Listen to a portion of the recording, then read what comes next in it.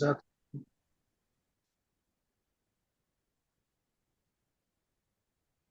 जिवंत देव येशू ख्रिस्त आपल्या सर्वांचा निर्माण करता एकमेव सत्य देव येशू ख्रिस्त याच्या पवित्र नावामध्ये त्याच्या सामर्थ्यशाली नावामध्ये मी आपल्या सर्वांचे पुन्हा एक वार हार्दिक स्वागत करत आहे. सातत्याने परमेश्वर आपल्याला सर्व गोष्टी शिकवत आहे आणि म्हणून देवाचे मी आभार उपकार म्हणत आहे की आपल्याला त्याचं मार्गदर्शन आणि त्याच्या पवित्र आत्म्याचं मार्गदर्शन आपल्याला मिळत आहे. प्रियजन हो, 24वा तत्व आहे स्वर्गीय पवित्र स्थानामध्ये येशू ख्रिस्ताचं सेवा कार्य, असं ह्या तत्वाचं शीर्षक आहे. तर आज आपण ह्या पवित्र स्थानामध्ये जी सेवा केली जायची, ती सेवा आपल्यासाठी किती महत्वाची आहे याच्याविषयी शिकणार आहोत. तर पुन्हा एक वार आपण देवाला विनंती करूया की त्याचा पवित्र आत्मा आपल्यावरती उतरावा आणि आपण आजचा अभ्यासक्रम पार पाडावा. आपण डोळे झाकू आणि प्रार्थना करू.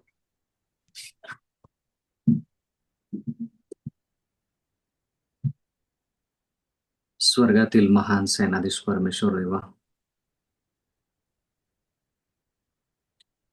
दररोज सकाळी तुम्ही आमची भेट घेता, तुम्ही आम्हाला जिवंत ठेवता जेणेकरून तुमची लेकरं तुमच्याकडे यावीत.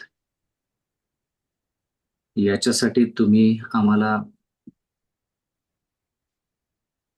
प्रोत्साहन देत आहात जेणेकरून आम्ही तुमच्या वचनाचा अभ्यास करावा, तुमची वाणी ऐकावी. तुमच्या वाणीमध्ये, तुमच्या सत्यामध्ये इतकी ताकद आहे की ते सत्य आणि ते शब्द आमचं अंतःकरण बदलणारे शब्द आहेत. याची जाणीव फक्त आम्हाला आजच नाही तर याच्या अगोदर भरपूर वेळेस आलेली आहे. विनंती करत आहोत की आज पुन्हा एक वार कोणी मनुष्याने नाही तर स्वतः देवाने आमच्या संगती बोलावं. तुम्ही आमचे पिता आहात आणि तुम्हाला माहीत आहे की प्रत्येक लेकराच्या अंतःकरणासंगती कसं बोलायचं. म्हणून विनंती आहे की तुम्ही मला तुमच्या क्रूसाच्या पाठीमागं, ख्रिस्ताच्या क्रूसाच्या पाठीमागं लपवा आणि फक्त या ठिकाणी ख्रिस्त आणि त्याचा वधस्तंभ दिसला जावा, जेणेकरून लोकांना फक्त ख्रिस्ताचा अनुभव येईल, फक्त त्याचा आवाज ऐकू येईल, फक्त ख्रिस्तच या ठिकाणी उंचावला जाईल.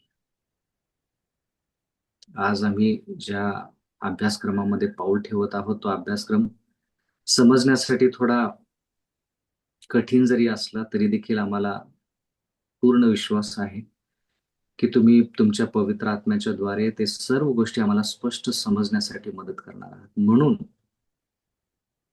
आमचं अंतःकरण जे आहे ते आम्ही तुमच्या अधीनात स्वाधीन करत आहोत. आमच्या अंतःकरणामध्ये दुष्टता, वाईट विचार, वाईट कल्पना, अपराध, पाप, स्वार्थ या सर्व गोष्टी ज्या आहेत त्या तुम्ही काढून टाका, पुसून टाका. आम्हाला क्षमा करा. तुमच्या वचनासाठी आमच्या अंतःकरणामध्ये आम्ही जागा देत आहोत. आमचं अंतःकरण जे आहे तुमच्या सत्यानं, तुमच्या प्रेमानं आणि तुमच्या शब्दानं पूर्णपणे भरून जाऊ दे, जेणेकरून ज्यावेळेस आम्ही एखादी गोष्ट बोलू, पाहू, ऐकू, करू, ते सर्व तुमच्या वचनानुसार असेल. पुन्हा एक वार विनंती करत आहोत की तुम्ही तुमच्या लेकराने एवढं कष्ट घेऊन या ठिकाणी उपस्थित केलेलं आहे, म्हणून मागत आहोत की आम्ही तुमच्या वचनाद्वारे, तुमच्या प्रेमाद्वारे, तुमच्या पवित्रतेद्वारे परिपूर्ण होऊनच आजच्या दिवसाला सुरुवात करावी. पुन्हा एक वार मागत आहोत की पवित्र आत्मा आमच्या अंतःकरणावर उतरू दे आणि सत्य जे आहे ते सत्य आम्हाला कळू दे. कारण की नम्र प्रार्थना येशूच्या नावे मागतो, म्हणून तुम्ही ऐका.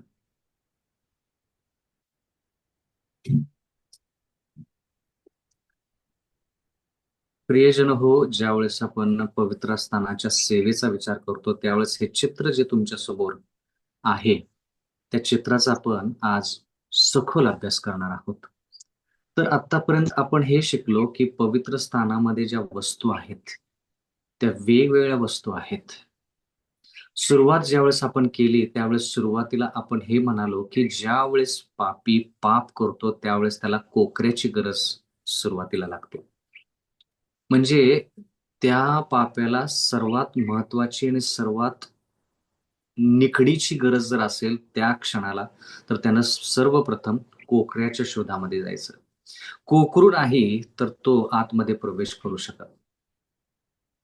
म्हणून सुरुवात जी आहे तारणाच्या मार्गाची, ती सुरुवात येशू ख्रिस्ताद्वारेच होते.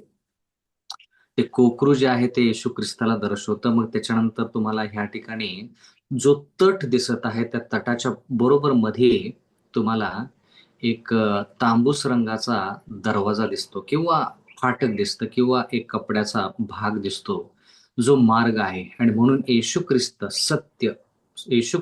मार्ग, सत्य व जीवन आहे. मग तो दरवाजा देखील येशू ख्रिस्तालाच दर्शवतो. मग त्याच्यानंतर वेदी देखील येशू ख्रिस्ताला दर्शवते, कारण की ती वेदी क्रूसाला दर्शवते. त्याच्यानंतर घंगाळ, पाणी, येशू ख्रिस्त म्हणतो मी जीवनी पाणी आहे. म्हणून घंगाळ देखील येशू ख्रिस्त दर्शवतो. जर तुम्हाला तो पडदा दिसत असेल, तर त्या पडद्याच्या पलीकडे जर तुम्ही गेला, तर त्या ठिकाणी तुम्ही पवित्र स्थान पाहता. 2 भाग आहेत, पवित्र स्थान आणि परमपवित्र स्थान. पवित्र स्थानामध्ये तुम्हाला भाकरीचा मेज, दीपवृक्ष आणि त्या ठिकाणी धूपवेदी दिसत आहे. त्या तिन्ही गोष्टी, भाकरीचा मेज, जीवनी भाकर येशू ख्रिस्त, दीपवृक्ष म्हणजे प्रकाश, जगाचा प्रकाश जो आहे तो येशू ख्रिस्त आहे. त्याच्याशी जर आपण जोडलं विश्वासाच्या द्वारे, पवित्र आत्म्याच्या द्वारे, तर आपलं आयुष्य देखील प्रकाशमय होईल. मग त्याच्यानंतर आपण दीपवृक्षाकडून आपण धूपवेदीकडे जातो. धूपवेदी जी आहे ती प्रार्थनेला दर्शवते. येशू ख्रिस्त आपली प्रार्थना घेतो, त्याच्या नावामध्ये आपण प्रार्थना करतो, म्हणून धूपवेदी येशू ख्रिस्ताला दर्शवते. त्याच्यानंतर आपण कराराचा कोश याच्याविषयी काल अभ्यास केला. कराराच्या कोशाच्या आतमध्ये साक्षी म्हणजे साक्षपट म्हणजे 10 आज्ञा आहेत, हारुनाची काठी आहे आणि पवित्र पात्रामध्ये मन्ना आहे. तो मन्ना देखील येशू ख्रिस्तचा आहे. अहरोनाच्या काठीला देखील देवाचं वचन म्हणतं की जे अंकुर फुटला तो येशू ख्रिस्तामुळे फुटला आणि 10 आज्ञा ज्या आहेत, त्या 10 आज्ञा दगडी पाट्यांवरती कोरल्या गेलेल्या आहेत. तर पूर्ण पवित्र स्थानामध्ये एकच अशी गोष्ट आहे जी मनुष्याने न करता देवाने केलेली आहे. पूर्ण पवित्र स्थान मनुष्याने तयार केलं, पण त्यात एकच भाग असा जो देवाने तयार केला आणि तो म्हणजे 10 आज्ञा दगडी पाट्यावरती लिहिणं. मग त्याच्यानंतर आपण दयासन जे आहे ते दयासनाविषयी विचार केला आणि त्याच्यावरती दोन्ही बाजूला 2 करूब आहेत. तिथं नक्षीदार काम देखील तुम्हाला त्या चित्रामध्ये दिसत आहे. दयेच्या आसनाच्या वरती आणि 2 करूबाच्या मध्ये देव याजकास दर्शन देत असेल. तर असो, ह्या सर्व गोष्टी ज्या आहेत ह्या पवित्र स्थानाशी निगडीत आहेत आणि प्रत्येक गोष्टीचा अनुभव आपल्याला घडला पाहिजे.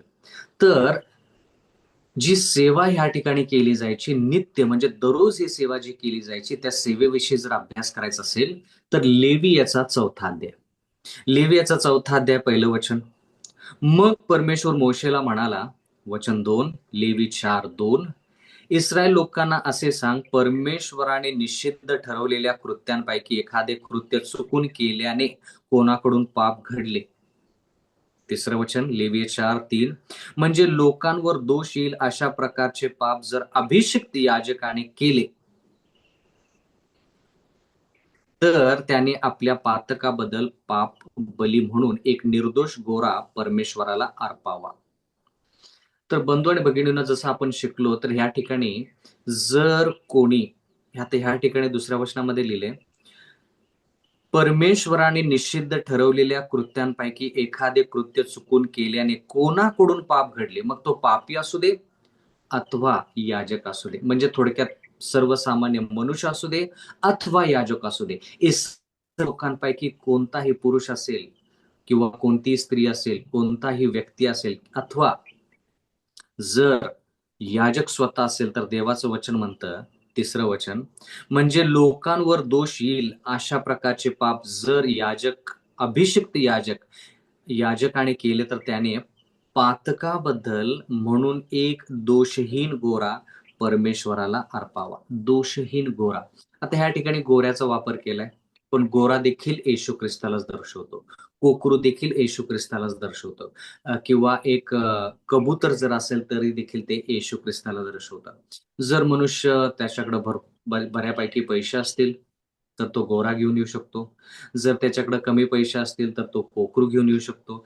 जर व्यक्ती गरीब असेल तर तो कबूतर देखील घेऊन येऊ शकतो. म्हणजे ज्याच्या त्याच्याप्रमाणे अ, त्याच्या आर्थिक परिस्थितीनुसार तो त्या ठिकाणी यज्ञ पशु घेऊन येऊ शकतो. पण ते सर्व यज्ञ पशु येशू ख्रिस्ताला दर्शवतात. 4थं वचन, तो गोरा परमेश्वरासमोर दर्शन मंडपाच्या दाराजवळ त्याने आणावा व त्याच्या डोक्यावर, म्हणजे आता ह्या ठिकाणी दर्शन मंडप याचा जर आपण विचार केला चित्रामध्ये, दर्शन मंडप म्हणजे वेदी ज्या ठिकाणी अर्पण केलं जातं त्या वेदी तुमच्या समोर या चित्रामध्ये तुम्हाला जर पाहायला मिळाली तर बरं होईल. या ठिकाणी वेदी जी आहे ती वेदी आपण पाहूया. या ठिकाणी लिहिली, तो गोरा परमेश्वर दर्शन मंडपाच्या दाराजवळ त्याने आणावं व त्याच्या डोक्यावर आपला हात ठेवावा आणि परमेश्वरासमोर त्याचा वध करावा. आता ह्या ठिकाणी लिहिलंय की दर्शन मंडपासमोर त्यानं तो गोरा आणावा किंवा कोकरा आणावा. त्याच्यावरती हात ठेवायचं आणि इथं लिहिलंय की हात ठेवून पापाची कबुली करायची. म्हणजे थोडक्यात तुमचं पाप जे आहे, ते पाप तुम्ही त्या कोकऱ्याच्या डोक्यावरती हात ठेवलेला आहे म्हणून तुमचं पाप त्या कोकऱ्यावरती स्थलांतरित झालेलं आहे. कारण की त्या ठिकाणी तुम्ही पापाची कबुली करता. या ठिकाणी 5वं वचन लिहिलेलं आहे, अभिषिक्त याजकाने गोऱ्याचे थोडे रक्त घ्यावे आणि ते दर्शन मंडपात न्यावे. म्हणजे ज्या व्यक्तीनं पाप केलेलं आहे त्या व्यक्तीनं त्या कोकऱ्यावरती हात ठेवायचा, गोऱ्यावरती हात ठेवायचा आणि पापाची कबुली करायची. म्हणजे थोडक्यात पाप जे आहे ते पाप्याकडून आता त्या यज्ञ पशु जो आहे त्याच्यावरती गेलेला आहे. मग इथं लिहिलेलं आहे की ते कोकरू किंवा तो गोरा वधायचा. मग त्याचं जे रक्त आहे तो अभिषेक याजक जो आहे तो त्या दर्शन मंडपाच्या आतमध्ये तो ते रक्त घेऊन जातो. तर हा याजक कोण आहे? याच्याविषयी पण शिकणं गरजेचं आहे. इब्री पत्र 4थ्या वचनानुसार हा याजक कोण आहे? इब्री 4:14 प्रमाणे, तर मग आकाशातून पार गेलेला देवाचा पुत्र येशू हा थोर प्रमुख याजक आपल्याला आहे, म्हणून आपण तो जो पत्कर केलेला आहे तो दृढ धरून राहू. म्हणजे प्रमुख याजक जो आहे तो येशू ख्रिस्त आहे. याजक जरी असला तर तो येशू ख्रिस्ताला दर्शवतो. याजकाचं काम काय आहे? मध्यस्थी करणे. म्हणून येशू ख्रिस्तच आपल्या सार्वकालिक जीवनासाठी मध्यस्थी करतो. 15 वचन, कारण आपल्या सर्वांच्या दुर्बलतेविषयी ज्याला सहानुभूती वाटत नाही असा आपला प्रमुख याजक नाही. म्हणजे जी परिस्थिती आपली आहे त्या परिस्थितीची पूर्णपणे जाणीव जी आहे ती जाणीव याजकाला आहे. कारण की येशू ख्रिस्त स्वतः तुमचं आणि माझं आयुष्य जगलेलं आहे. या भूतलावरती जगलेला आहे. तो मनुष्याच्या रूपामध्ये, मानवाच्या रूपामध्ये आला. म्हणून बंधू आणि भगिनींनो, जरा लक्ष द्या. कोकरू जरी येशू ख्रिस्त असलं तरी देखील देवाचं वचन म्हणतं की याजक त्या कोकऱ्याचं रक्त घेऊन कुठे जातो? दर्शन मंडपामध्ये जातो. म्हणजे ज्यावेळेस पापी त्या कोकऱ्याच्या हातावरती म्हणजे डोक्यावरती हात ठेवून पापाची कबुली करतो, त्यावेळेस पाप्यापासून वेगळं होतं आणि ते कोकऱ्यावरती येतं, म्हणजे येशू ख्रिस्तावरती येतं.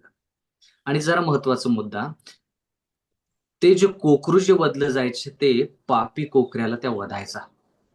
म्हणजे स्वतः ज्यानं पाप केलं त्यानं ते कोकरू वधायचं.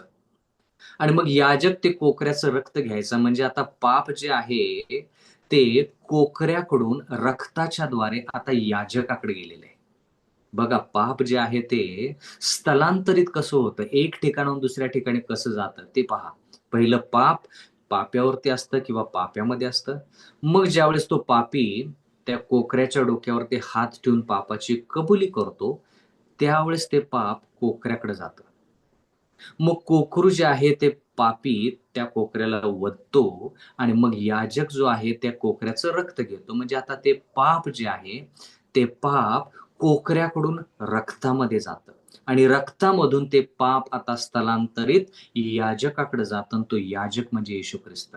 म्हणून बंधू आणि भगिनींनो, येशू ख्रिस्त स्वतःच रक्त, कोकरू म्हणजे येशू ख्रिस्त, स्वतःच रक्त येशू ख्रिस्त घेतो आणि स्वतःच दर्शन मंडपामध्ये म्हणजे पवित्र स्थानामध्ये त्या ठिकाणी जातो. इथं लिहिलेलं आहे देवाच्या वचनामध्ये, इब्रिकरास पत्रेचा 9वा अध्याय आणि 6वं वचन, या वस्तूंची अशी व्यवस्था केली असता याजक उपासना करण्यास पहिल्या मंडपात नित्य जात असे.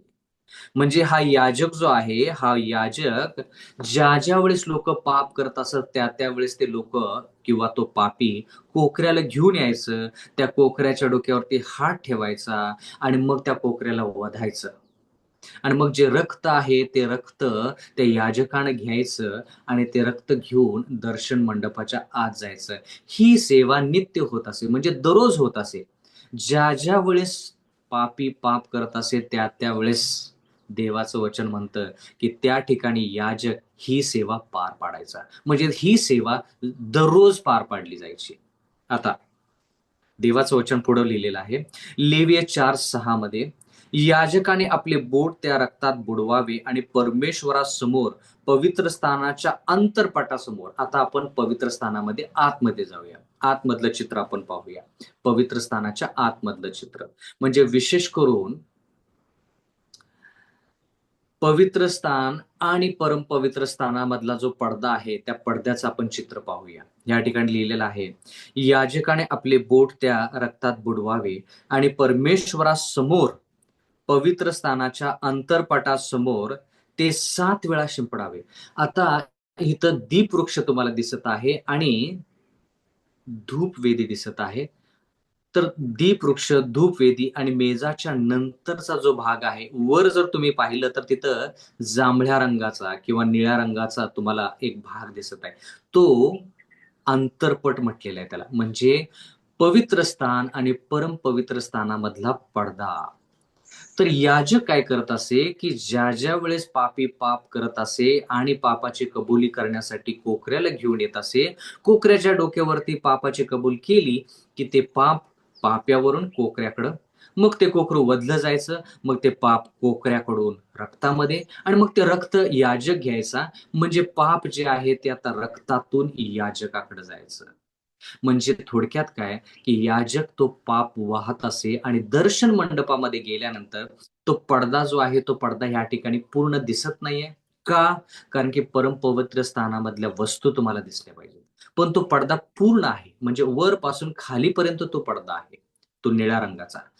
तर तो पडदा आहे वेगवेगळ्या रंगाचा. तो पडदा जो आहे तो त्या पडद्यावरती 7 वेळेस रक्त जे आहे त्या कोकऱ्याचं ते शिंपडलं जायचं. आता रक्त का शिंपडलं जायचं हा देखील भाग महत्वाचा. पापाचं वेतन मरण आहे. रोमकरास पत्रामध्ये आपण वाचतो, पापाचं वेतन मरण आहे. म्हणजे जो कोणी पाप करतो त्याचा जीव किंवा त्याचे प्राण जे आहे ते प्राण घेतले पाहिजेत. आज्ञा म्हणजे 10 आज्ञा काय म्हणतात, जो कोणी मला मोडतो, जो कोणी माझं उल्लंघन करतो त्याचं मला रक्त पाहिजे. कोण म्हणतं? आज्ञा म्हणते, कारण की पापाचं वेतन मरण आहे. म्हणजे थोडक्यात मला त्या व्यक्तीचा प्राण पाहिजे, जीव पाहिजे, आज्ञा म्हणते. आणि आज्ञेचा हा हक्क आहे. आज्ञेचा काय हक्क आहे? जो कोणी तिला मोडेल, जो कोणी आज्ञेच्या विरोधात जाईल त्याचे प्राण, त्याचं रक्त मला पाहिजे. तर आज्ञा कुठं आहेत? आज्ञा ह्या कराराच्या कोशाच्या आतमध्ये आहेत. बरोबर? मग ह्या कोशापर्यंत पोहोचण्यासाठी तो पडदा जो आहे तो पडदा परमपवित्र स्थान आणि पवित्र स्थान याला काय करतो? 2 भागामध्ये विभाजन करतो.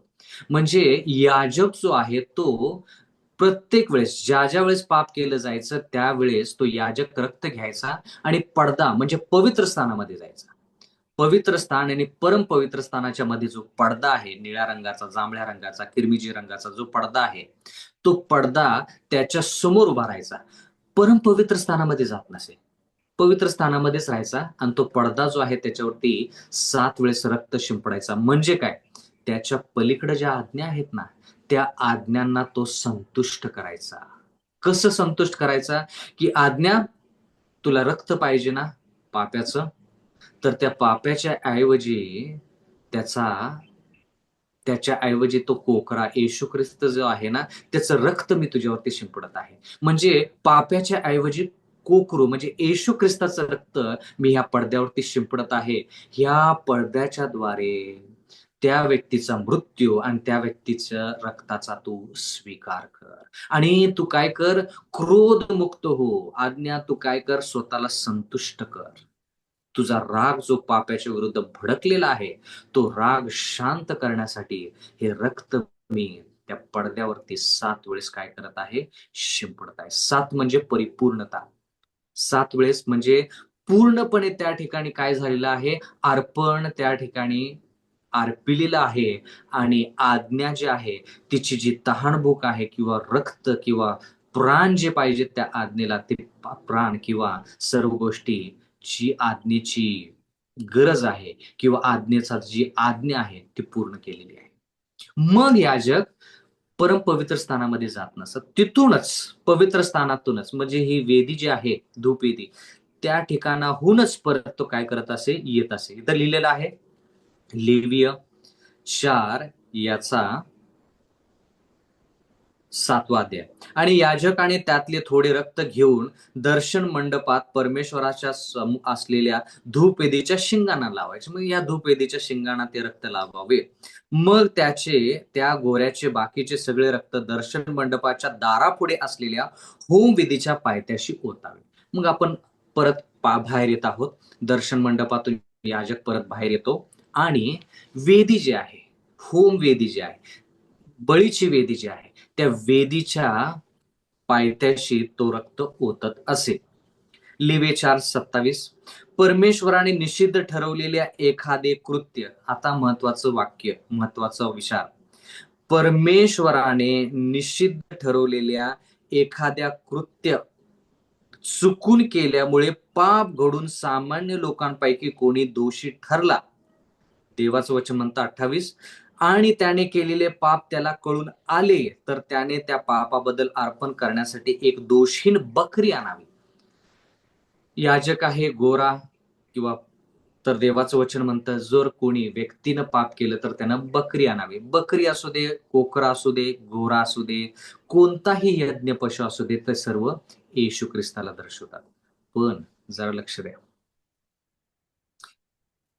माझी आशा आहे की तुम्ही ह्या वचनांकडे लक्ष देत आहात. 27वं वचन काय म्हणतं, परमेश्वराने निषिद्ध ठरवलेल्या एखाद्या कृत्य चुकून केल्यामुळे पाप घडून सामान्य लोकांपैकी कोणी दोषी ठरला. 28वं वचन, आणि त्याने केलेले पाप त्याला कळून आले. म्हणजे असंही असेल की तुम्ही आणि मी पाप करतो, पण ते पापाची जाणीव आपल्याला होत नाही. आपल्याकडून पाप घडलेलं आहे हे आपल्याला कळत नाही त्या क्षणाला. पण जर भविष्यात आपल्याला कळालं की ते पाप आपण केलेलं आहे, तर देवाचं वचन म्हणते की त्याच्यासाठी प्रायश्चित करणं फार गरजेचं आहे. तो मुद्दा ह्या ठिकाणी जुन्या करारामध्ये कसा वापरलाय, आणि त्याने केलेले पाप त्याला कळून आले. त्या क्षणाला कळलं नसेल, नंतर कळालं असेल. नंतर जर त्याला कळालं की अरे हे पाप होतं, मी पाप केलं, पण त्यावेळेस त्याची मला जाणीव झाली नाही, तर देवाचं वचन म्हणतं की तुम्ही पापी ठरलेले आहात. त्या क्षणाला जरी कळलं नाही, तर नंतर कळालं तरी देखील ते पाप तुमच्या समोर उभा आहे. म्हणजे तुम्ही आज्ञेच्या समोर पापी आहात. देवाच्या नजरेत तुम्ही पापी आहात. तर काय करायचं, तर त्याने त्या पापाबद्दल अर्पण करण्यासाठी एक दोषी बकरी आणावी. आहे तशी बकरीवरती, डोक्यावरती बकरीच्या काय करायचं, हात ठेवून पापाची कबुली करायची. आणि ते कोकरू, बकरी, गोरा, कबूतर, जे यज्ञ पशु आहे ते पाप्यानं वधायचं. आता वधत असताना काय करायचं, बंधू आणि भगिनींनो, ज्यावेळेस या पवित्र स्थानाचा अभ्यास मी केला, त्यावेळेस मला खरंच कळालं की प्रत्येक कृत्य जे आहे ते कृत्य येशू ख्रिस्तासंती घडलेले. आता ह्या ठिकाणी झकरया झकरया याचा 12वा अध्याय 10वं वचन वाचूया. झकरया याचा 12वा अध्याय आणि 10वं वचन. आणि मी दाविदाच्या घराण्यावर व यरुशलेमेच्या रहिवाशांवर कृपा व विनवणी यांच्या आत्म्याचा वर्षाव करीन, आणि ज्यांनी मला विधिले त्या माझ्याकडे ते पाहतील. देवाचं वचन म्हणतं, आणि ज्या मला त्यांनी विधिले त्या माझ्याकडे ते पाहतील. म्हणजे येशू ख्रिस्ताच्या आयुष्याविषयी या ठिकाणी भविष्यवाणी केलेली आहे झकरया या पुस्तकामध्ये. येशू ख्रिस्ताच्या वचनामध्ये लिहिले की जो कोणी येशू ख्रिस्ताला विधील म्हणजे वधस्तंभावरती त्याला खिळेल ते लोक त्याच्याकडे पाहतील. तसंच देवाचं वचन ह्या ठिकाणी म्हणतं की ज्या पाप्यानं ते कोकरू घेऊन आलेलं आहे ते कोकरू याच्या डोक्यावरती पापाची कबुली हात ठेवून केली जाते. कोकरू वधताना त्या कोकऱ्याकडे त्या पाप्यानं पाहायचं. म्हणजे ते कोकरू तडफडत असताना त्या कोकऱ्याकडे ह्या पाप्यानं पाहायचं. मग त्याचं अंतःकरण जे आहे ते स्पर्श होईल आणि मग त्या पाप्याला कळेल की मी पापी आहे आणि ह्या निर्दोष कोकऱ्याचे प्राण जात आहे. ते कोकरू तडफडताना ज्यावेळेस हा पापी पाहिल त्यावेळेस तो पापी म्हणेल की माझ्यामुळे ह्या कोकऱ्याचं तडफडणं जे आहे ते होत आहे. मी हे तडफडणं पाहू शकत नाही म्हणून मी इथून पुढे पाप करणार नाही. हे देवाला त्या पाप्याला जाणीव करून द्यायचे. म्हणून तो वध जो आहे त्या पाप्यानं करायचा. आणि कधी कसं ते वधत असताना कोकरू त्या पाप्यानं त्या कोकऱ्याकडे पाहायचं. आता जरा लक्ष द्या. ज्यावेळेस रोमी सैन्याने येशू ख्रिस्ताला वधस्तंभावर त्या क्रुसावरती लादलं किंवा क्रुसावरती खिळलं त्यावेळेस देवाचं वचन म्हणतं की त्यातल्या एका सैनिकानं येशू ख्रिस्ताकडे पाहिलं आणि देवाचं वचन म्हणतं की त्यानं ज्यावेळेस भाला जो आहे तो येशू ख्रिस्ताच्या बाजूला भोकसला त्यावेळेस रक्त आणि पाणी त्याच्यातून वाहिलं. देवाचं वचन म्हणतं की ज्यावेळेस ह्या सर्व गोष्टी झाल्या त्यावेळेस त्या सैनिकानं ज्यावेळेस येशू ख्रिस्ताकडे बघितलं त्यावेळेस तो सैनिक म्हटला, खचित, नक्कीच हा देवाचा पुत्र आहे. म्हणजे प्रत्येक पाप्यानं ज्यावेळेस ते कोकरू वधायचं त्यावेळेस त्या कोकऱ्याकडे बघायचं. त्यावेळेस त्या सैनिकानं ज्यावेळेस येशू ख्रिस्ताकडे पाहिलं त्यावेळेस तो सैनिक म्हटला, खरोखरच हा देवपुत्र आहे. म्हणून बंधू आणि भगिनींनो, ती जी घटना आहे, ते जे कृत्य आहे, ते कृत्य जुन्या करारामध्ये जसं पूर्ण झालं, तसंच नवीन करारामध्ये पूर्ण झालं. एवढंच नाही तर तो उजव्या बाजूचा चोर जो आहे, तो ज्यावेळेस येशू ख्रिस्ताच्या वधस्तंभाकडे येशू ख्रिस्ताकडे पाहतो, तर तो उजव्या बाजूचा चोर म्हणतो, की आम्ही आमच्या पापामुळे मरत आहोत, अपराधामुळे आम्हाला हा त्रास होत आहे. ते बरोबर आहे, पण तू निर्दोष आहेस. म्हणजे त्या चोरानं त्याची नजर जी आहे त्या कोकऱ्याकडं, जो कोकरू जो येशू ख्रिस्त त्या चोरासाठी वधला जात आहे त्या चोरानं त्याच्याकडे पाहिलं आणि मग त्या ठिकाणी त्याला पापाची क्षमा मिळालेली आहे. म्हणून बंधू आणि भगिनींनो, ज्या वेळेस तुम्ही आणि मी पाप करतो त्यावेळेस तो कोकरा जो आहे त्या कोकऱ्याकडे लक्ष ठेवायचं. त्या कोकऱ्याला घेऊन त्या पवित्र स्थानामध्ये जायचं. त्या कोकऱ्याकडे लक्ष देऊन त्या कोकऱ्याच्या डोक्यावरती हात ठेवायचं. कोकऱ्याची ती तडफड वधताना त्या कोकऱ्याची तडफड बघितली पाहिजे. आपण ती तडफड बघत नाही म्हणून आपल्याला पाप सोपं झाले. येशू ख्रिस्ताच्या वधस्तंभावरती येशू ख्रिस्ताचे प्राण जाताना वधस्तंभावरची जी तळमळ आहे ती तळमळ जर एखाद्या व्यक्तीनं पाहिली तर खऱ्या अर्थानं तो प्रायश्चित केल्याशिवाय राहणार नाही. प्रियजन हो, देवाचं वचन म्हणतं या ठिकाणी लेवियाचा 4था अध्याय 29 वचन, त्याने त्या पाप बलीच्या डोक्यावर आपला हात ठेवावा आणि होम बलीचा वध करताना त्या ठिकाणी त्याचा वध करावा. बंधू आणि भगिनीनं वधलं की ते पाप जे आहे ते पाप्यापासून कोकऱ्यापासून ते रक्त जे आहे त्या रक्ताच्या द्वारे ते पाप जे आहे ते याजकाकडे जातं. आणि म्हणून देवाचं वचन म्हणतं की येशू ख्रिस्त जो ह्या वेदीवरती वधला गेला म्हणजे क्रुसावरती वधला गेला. म्हणजे ही वेदी जी तुम्हाला तुमच्या समोर दिसत आहे ते अंगण जे दिसत आहे किंवा दर्शन मंडपाचा दरवाजाच्या पुढं ही जी वेदी आहे ती भूस्थल किंवा भूतल किंवा ही पृथ्वी दर्शवतं. आणि ह्या पृथ्वीवरून येशू ख्रिस्त स्वर्गरोहण झाला. म्हणजे तिसऱ्या दिवशी तो उठला. 40 दिवस त्यानं या ठिकाणी सेवा केली. त्याच्यानंतर तो स्वर्गरोहण झाला. म्हणजे स्वतःच रक्त कोकरू जे वधलं गेलं तर याजक स्वतःच रक्त घेतो आणि स्वर्गरोहण होतो. पण स्वर्गरोहण झाल्यानंतर म्हणजे येशू ख्रिस्त ह्या भूतलावरून त्याचं रक्त घेऊन ज्यावेळेस स्वर्गाच्या राज्यात गेला तर त्या स्वर्गाच्या राज्यामध्ये कोणत्या ठिकाणी गेला? पवित्र स्थानामध्ये गेला. परम पवित्र स्थानामध्ये नाही गेला. पवित्र स्थानामध्ये गेला आणि त्या ठिकाणी त्यानं जी सेवा पवित्र स्थानामध्ये पूर्ण करायची आहे, ते पूर्ण सेवा करण्यासाठी तो पवित्र स्थानामध्ये गेला. त्याच्यानंतर परम पवित्र स्थान आहे. तर बंधू आणि भगिनींनो, नित्य असा शब्द वापरलेला आहे. म्हणून जी सेवा याच्याविषयी आपण आज शिकत आहोत ती नित्य सेवा आहे. म्हणजे येशू ख्रिस्ताने ह्या भूतलावरती प्राण दिले. वेदी म्हणजे क्रूस, ही यज्ञ पशूचं जे अर्पण आहे, बळीची जी वेदी आहे, होम अर्पणाची जी वेदी आहे, ती क्रूसाला दर्शवते. क्रूसानंतर येशू ख्रिस्त स्वर्गामध्ये गेला. पण स्वर्गामध्ये कुठं? सर्वप्रथम स्थानामध्ये. त्या स्थानाचं नाव आहे पवित्र स्थान. बंधू आणि भगिनींनी त्या ठिकाणी त्याने येशू ख्रिस्ताने काय केले आहे? मध्यस्थी केलेली आहे. आता ह्या मध्यस्थीमध्ये येशू ख्रिस्त आपल्याला हेच सांगत आहे की जी नित्य सेवा आहे, दैनंदिन सेवा आहे, ती दैनंदिन सेवा अशीच पार पाडली जायची.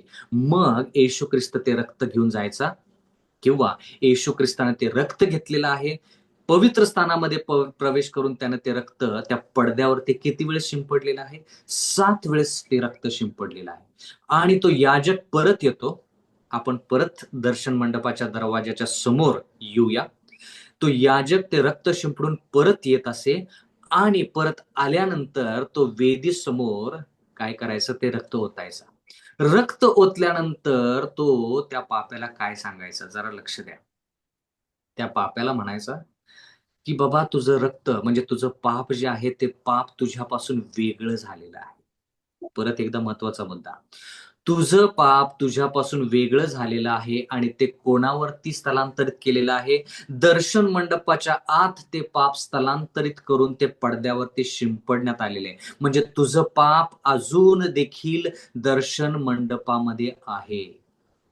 तू पूर्णपणे दोषमुक्त झालेला नाहीस. म्हणजे थोडक्यात काय? तू पूर्णपणे शुद्ध, म्हणजे थोडक्यात काय? तुझं पाप तुझ्यापासून वेगळं झालेलं आहे. तो पूर्णपणे दोषमुक्त झालेला नाहीस. कारण की पाप अजून देखील दर्शन मंडपावरती आहे. कोणाचं पाप? तुझं पाप. तर जा, परत पाप करू नको. हा सल्ला याजक त्या ठिकाणी त्या पाप्याला देत आहे. म्हणजे थोडक्यात काय? पाप फक्त वेगळं झालेलं आहे. म्हणजे मत्तयाचा पहिला अध्याय 21 वचन, कुमारी गर्भवती होईल आणि तिला पुत्र प्राप्त होईल, त्याचे नाव तू येशू ठेव, कारण तो त्याच्या प्रजेला पापापासून तारेल. म्हणजे येशू हा शब्द पूर्ण झाला. येशू म्हणजे काय? पापापासून आपण वेगळे होतो. वधस्तंभावरती बंधू आणि भगिनींनो, आपण फक्त पापापासून वेगळे झालो म्हणजे त्या कोखऱ्यानं, म्हणजे येशू ख्रिस्तानं आपलं पाप त्याच्यावरती घेतलं आणि येशू ख्रिस्त स्वर्गरोहण, आपलं पाप घेऊन स्वर्गरोहण झाला. कशासाठी? जेणेकरून ते पाप त्यानं त्या पडद्यावरती शिंपडावं. पण पूर्णपणे आपण दोषमुक्त झालो का? नाही. पापाची कबुली केली की आपल्या पापाची क्षमा नक्कीच होते. वधस्तंभावरती पहिले योहानाचा पहिला अध्याय 9 वचन, जर आपण आपली पापे पदरी घेतली तर तो विश्वसनीय आहे, तो आपल्या पापांची क्षमा करीतो. बरोबर आहे. आणि पुढे लिहिले, आपल्या अधर्मापासून आपल्याला शुद्ध करतो, म्हणजे पाप वेगळं करतो आणि आपल्याला पवित्रता देतो. पण ते पाप कुठं आहे? पवित्र स्थानामध्ये जो पडदा आहे, अंतरपट आहे, त्या पडद्यावरती ते पाप आहे. म्हणून बंधू आणि भगिनींनो, देवाच्या वचनानुसार तारण आपल्याला क्रूसावरती मिळत नाही. हा महत्वाचा मुद्दा मला तुम्हाला आज सांगायचा आहे. तुम्हाला आणि मला तारण क्रूसावरती मिळत नाही. आपण पापापासून क्रूसावरती वेगळे होतो. पण तारण जर क्रूसावरतीच आपल्याला मिळालं असतं, तर येशू ख्रिस्तानं त्या ठिकाणी ते रक्त घेऊन पवित्र स्थानामध्ये म्हणजे स्वर्गामध्ये प्रवेश करायची त्याला गरज मिळाली किंवा लागली नसती. जर क्रूसावरतीच तुम्हाला आणि मला तारण मिळालं असतं, तर येशू ख्रिस्तानं पवित्र स्थानामध्ये सेवा केली नसती. तारणाचीच योजना वेदीवरती म्हणजे क्रूसावरती पूर्ण होत नाही. तारणाची योजना क्रूसाच्या पलीकडे आहे. क्रूस जो आहे तो तारणाच्या योजनेमध्ये नक्कीच आहे, पण तो शेवट नाहीये तारणाच्या योजनेचा. क्रूस तारणाच्या योजनेचा शेवट नाही, म्हणून येशू ख्रिस्त आपलं पाप घेऊन, याजक जो आहे तो पाप घेऊन पवित्र स्थानामध्ये प्रवेश केलेला आहे त्यानं. जर क्रुसावरतीच आपल्याला तारण मिळालं असतं तर येशू ख्रिस्ताला 2000 वर्ष लागतात का परत येण्यासाठी? अजूनपर्यंत येशू ख्रिस्त का आला नाही? मला खूप लोक म्हणतात, माझं तारण 2004 मध्ये झालं, माझं तारण 2006 मध्ये झालं. कारण की का त्यांना इथपर्यंत शिकवलेलं असतं. कुठपर्यंत शिकवलेलं असतं? क्रूस क्रूस क्रूस क्रूस क्रूसापर्यंत शिकवलेलं असतं. क्रुसाच्या नंतर येशू ख्रिस्तानं कोणती सेवा केली त्याच्याविषयी शिकवलं जात नाही. येशू ख्रिस्त वधस्तंभावरती प्राण देतात ज्यावेळेस झाला, त्यावेळेस तो म्हणाला की हे सर्व पूर्ण झाले. कोणतं हे सर्व पूर्ण झालं? जी सेवा त्याला ह्या भूतलावरती करायची आहे ती सेवा नक्कीच पूर्ण झाली. पण स्वर्गीय सेवा तारणाच्यासाठी जितकी गरजेची आहे ती सेवा पूर्ण करण्यासाठी त्याला स्वर्गरोहण व्हावं लागलं.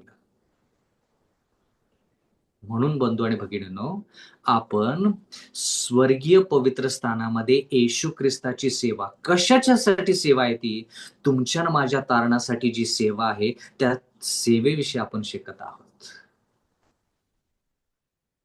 इंग्रजी भाषेमध्ये we are not saved at the cross. वधस्तंभावरती आपल्याला तारण मिळालेलं नाही. म्हणजे थोडक्यात काय, वधस्तंभावरती निर्णय घेतला जात नाही की कोणाला सार्वकालिक जीवन मिळेल आणि कोणाला सार्वकालिक जीवन मिळणार नाही. त्याच्यासाठी आपल्याला पुढे जावं लागेल, पवित्र स्थान, आणि त्याच्यानंतर परमपवित्र स्थान जे आहे त्याच्याविषयी शिकावं लागेल. म्हणून बंधू आणि भगिनींनो, जी येशू ख्रिस्ताची सेवा ह्या भूतलावरती आहे, ते भूतल जे आहे ते दर्शन मंडप, मंडपाच्या दरवाजाच्या समोरची वेदी आहे, ती भूतलावरची जी येशू ख्रिस्ताची सेवा आहे त्याला दर्शवते. त्याच्यानंतर येशू ख्रिस्त स्वर्गरोहण झाला म्हणजे पवित्र स्थान, आणि त्याच्यानंतर परमपवित्र स्थानामध्ये गेला. पण आज फक्त आपण एवढंच शिकलो की ज्या वेळेस पापी पाप करायचा त्यावेळेस ते कोकरू जे आहे ते वधलं जायचं. कोकरू पाप हरण करायचं म्हणजे पाप्याकडून ते पाप कोकराकडं, कोकराकडून रक्ताकडं, रक्ताकडून ते याजक रक्त घ्यायचा आणि दर्शन मंडपाच्या अंतरपटावरती ते रक्त शिंपडून तो परत यायचा. रक्त त्या वेदीच्या भोवती, होम वेदीच्या खाली ओतायचा आणि पाप्याला म्हणायचा, तीच गोष्ट पाप्याला म्हणायचा जी येशू ख्रिस्ताने मेरी मगदलिनीला सांगितली, जा, परत पाप करू नको. का परत पाप करू नको? जर आपल्याला क्रुसावरतीच तारण मिळालेलं आहे तर पाप जरी केलं तर ते तारण हिरावून घेईल का मग कोण? जर आपण तारण आपल्याला मिळालेलं आहे म्हणजे स्वर्गाच्या राज्यामध्ये आपण नक्कीच जाणार आहोत, हे जर क्रुसावरतीच जर निर्णय घेतलेला आहे, तर मग परत पाप करू नको हे येशू ख्रिस्ताला सांगायची काय गरज आहे? बंधू आणि भगिनींनो, एक शेवटचं वचन आलंय, ते वचन लक्षात म्हणून मी तुम्हाला हे सांगत आहे. योहान याचा 5वा अध्याय. योहान याचा 5वा अध्याय. मरी मगदलीना तर देवानं सांगितलंच की मी तुला दोष देत नाही, जा, परत पाप करू नको. पण योहान याचा 5वा अध्याय आणि विशेष करून या ठिकाणी आपण 5वं वचन वाचूया. योहान 5:5. तेथे 38 वर्षे आजारी असलेला कोणी एक मनुष्य होता. त्या ठिकाणी कुठं? तळ्याजवळ, ज्या ठिकाणी पाणी हलवलं जायचं आणि जो कोणी व्यक्ती त्या तळ्यामध्ये पडायचा तो बरा व्हायचा. तर त्या व्यक्तीला 8वं वचन, देवाचं वचन म्हणतं, येशूने त्याला म्हटले, उठ, आपली बाज उचलून घेऊन चालू लाग. 9वं वचन, लगेच तो माणूस बरा झाला, आपली बाज उचलून चालू लागला. त्या दिवशी शाबात होता. महत्वाचा मुद्दा, येशू ख्रिस्ताने त्या 38 वर्षाच्या व्यक्तीला बरं केलं. बरं केल्यानंतर तो घरी गेला. देवाचं वचन बरोबर आपल्याला सांगत आहे. आपण ह्या ठिकाणी 14 वचन वाचूया. योहान 5:14. त्यानंतर तो मंदिरात येशूला भेटला. बरं झाला, तो घरी गेला. मग काही दिवसानंतर देवाचं वचन म्हणतं, तोच व्यक्ती येशू ख्रिस्ताला मंदिरामध्ये भेटला. तेव्हा तो त्याला म्हणाला, येशू ख्रिस्त त्या व्यक्तीला म्हणाला, पहा, तू बरा झाला आहेस. आतापासून पाप करू नकोस. आतापासून पाप करू नकोस. करशील तर तुझे पूर्वीपेक्षा अधिक वाईट होईल. हा मुद्दा आपण बहुतांश वेळेस सांगत नाही. हाच मुद्दा आज मला पूर्ण अभ्यासक्रमामध्ये सांगायचं आहे. जा परत पाप करू नको. मरी मगदलिनीला तेच सांगितलं. ह्या ठिकाणी ह्या 38 वर्षाच्या दुखणेकऱ्याला जो बरा झाला आहे त्याला येशू ख्रिस्त म्हणत आहे, बघ तू बरा झालायस. म्हणजे काय? पापापासून तू वेगळा झालायस. म्हणजे तुझं पाप कुठे आता? अंतरपटावरती आहे. तर जा, परत पाप करू नकोस. करशील तर तुझं काय होईल? अगोदरपेक्षा वाईट परिस्थिती होईल. मग तारण जर क्रुसावरतीच मिळाले, तर मग परत पाप करू नको हे देवाला, येशू ख्रिस्ताला सांगायची काय गरज आहे? कारण की येशू ख्रिस्ताला माहित आहे, जर त्या पाप्यानं कोकऱ्यावरती ज्यानं हात ठेवलाय, पापाची कबुली ज्यानं केलेली आहे, त्याच्यापासून पाप वेगळं झालेलं आहे. तो पापी जर परत गेला आणि त्यानं पाप जर केलं, तर त्या पाप्याची परिस्थिती फारच वाईट होईल. अगोदरपेक्षा वाईट होईल. म्हणून याजक त्या ठिकाणी तेच सांगत असे, जो येशू ख्रिस्ताने मरी मगदलिनीला सांगितलं आणि ह्या व्यक्तीला सांगितलं. बघ, तू पापापासून वेगळा झालेला आहेस, पण तू पूर्णपणे तुला तारण अजून मिळालेलं नाही. तू पापाची कबुली केलेली आहेस. तू पाप मुक्त झालेला आहेस. नक्की येशू हा शब्द पूर्ण झालेला आहे. पापाची कबुली केली की देवाचं वचन म्हणतं 1 योहान 1:9 नुसार की तुम्ही पापापासून वेगळे झालेला आहात. तुम्हाला शुद्धता नक्कीच मिळते. पण तारण जे आहे ते तारणासाठी येशू ख्रिस्ताला पुढे जाऊन सेवा, स्वर्गीय राज्यामध्ये, स्वर्गीय पवित्र स्थानामध्ये ती सेवा पूर्ण करावी लागेल. म्हणून बंधू आणि भगिनींनो, येशू हा शब्द पूर्ण झाला. इमॅन्युअल हा शब्द पूर्ण झाला पाहिजे. इमॅन्युअल हा शब्द पूर्ण होण्यासाठी ती एक सेवा जी आहे, ती सेवा त्याच्याविषयी आपण उद्या त्याचा अभ्यास करणार आहोत. म्हणून आज देव आपल्याला हेच म्हणत आहे, की पापाची आपण कबुली करूया, जेणेकरून आपलं पाप जे आहे, त्या पापापासून आपण वेगळे केले जाऊ. आपल्याला शुद्ध अंतःकरण, शुद्ध विचार देव देईल आणि देव हेच म्हणेल, "आता मी तुला माझं आयुष्य दिलेलं आहे. शुद्धता मी तुला दिलेली आहे. मी तुला पवित्र केलेलं आहे. तर पवित्र केल्यामुळं तू पवित्र आयुष्य जग. जा, परत पाप करू नको." बंधू आणि भगिनीनो, देवाला आज आपल्याला तेच सांगायचं आहे आणि देव म्हणत आहे, की जा, परत पाप करू नको. याच्याविषयी आपण जास्त उद्या शिकणार आहोत. जे लोक ह्या ठिकाणी आलेले आहेत, हात जोडून विनंती करत आहे, की उद्या महत्वाचा विषय आणि त्याच्यानंतर आपण अतिशय महत्वाचे विषय हाताळणार आहोत. आणि ह्या ठिकाणी या. म्हणजे तुम्हाला आणि मला कळेल, की आपल्याला तारण क्रुसावरती का मिळालेलं नाही. क्रुसावरती आपल्याला तारण का मिळालेलं नाही. याच्याविषयी जर सखोल अभ्यास करायचा असेल, उद्या आपण ह्याच ठिकाणी भेटू. परमेश्वर आपणास आशीर्वाद देवो. आमेन.